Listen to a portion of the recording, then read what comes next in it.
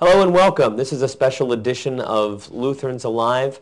I'm your host, Pastor Tony Schneck, and we are pleased to be talking with Pastor Dutch Weber, a faithful servant of Christ and his church.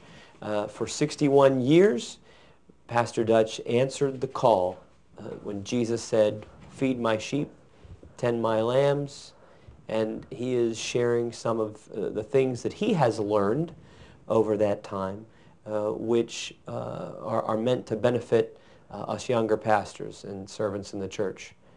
So, Dutch, what else do you have to share with us today? Well, thank you, Tony. There are so many things that we can center upon, especially thinking of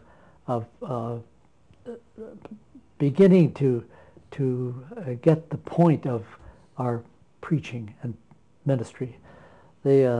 I think what we need to do is not be afraid to speak out for Christ. I once had the experience of preaching at a pastoral group, and it was my subject was in the Old Testament anyway, and that was a little bit difficult at that time because I was new to the ministry. And of all things, as we started the service, who walks in but my Old Testament professor from Philadelphia, who had been specially invited and I didn't know it. Well, I gulped 3 times and wondered, am I going to be able to pull this off? Because, here's my professor. And but I preached the gospel, and afterward he was very, very kind, and said, oh, you got the point. And then I told him about Dr. Albert, and he said, well, you did get the point. You made the point that out of this Old Testament lesson, you brought Jesus to the fore. And that was what it was all about. So my teaching was not in vain. And we had a wonderful conversation after that. I appreciated his kindness. Who knows what he thought about my outline and so forth, but that's another thing. But I always think that we always should preach the truth and speak it without any hesitation, no matter who's in the congregation, no matter what the situation may be, because if you don't, then people are not being helped. They're just sitting through a worship service. To do it in a winsome way, and to do it in a fluent and positive, understandable way, I think we need to stop using large theological, ecclesiological words and begin to say words so well that no moment is missed. No moment. And sometimes that moment can be the moment of truth for somebody.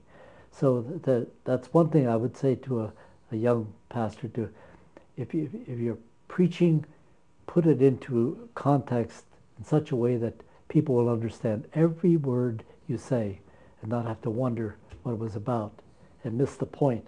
One of the things I remember being taught, Dutch, also is that in preaching classes we were taught that you should be able to summarize your sermon into an interpretive conclusion of 1 or 2 sentences, to be able to sum it all up, whatever it is that you're trying to say.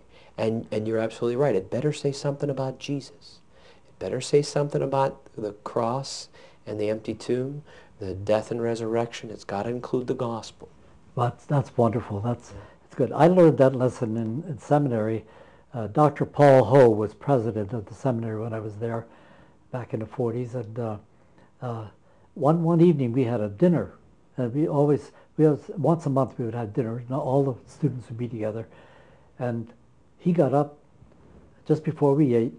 He took the salad, and he said, now, I want you to see what's in the salad.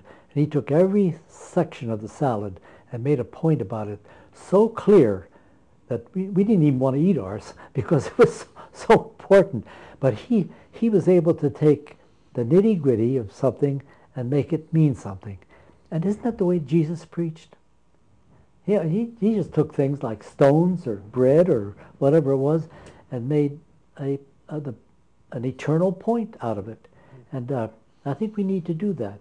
I don't know of anything I read in the Bible that is not understandable when Jesus is using a parable, for instance. So clear that now we may not understand it because we don't want to, but he knew what he was talking about. I think we just need to know that. Henry Jowett, I wrote that down. Henry Jowett, the sermon should be prayer-powered, value-packed, and the source of eternity. Kind of interesting words. You can't miss the point. And once you get that, it begins to make sense. To preach for a conviction. Why not? I mean, why shouldn't we preach in such a way that say, now, is this the way you feel about it? And if we get that, I frankly believe that we should be using our Bibles during the sermon. I have a full feeling of that, always have. I think people should have the Bible and you say, now this is a text from 1 Samuel. Oh, where's 1 Samuel? Oh, people should be so knowledgeable with their Bibles, and if you do that long enough, they will be, that they are coming along with you. They're feeling the moment.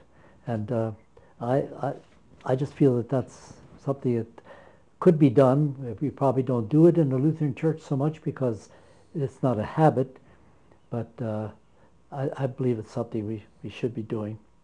Don't be afraid to tell the truth, because if the truth is supposed to free us and make us good disciples of the Lord during the week, not only on Sunday, but during the week, we've got to speak it and we've got to say it in the right way.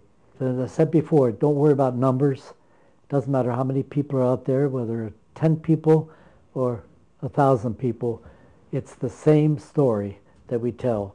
What impressed me one time was how the pastor used the Bible on the pulpit, and he read from it, and then he closed it as though, now I'm going to tell you something about this. And I was wondering, oh, wait a minute, that should be open.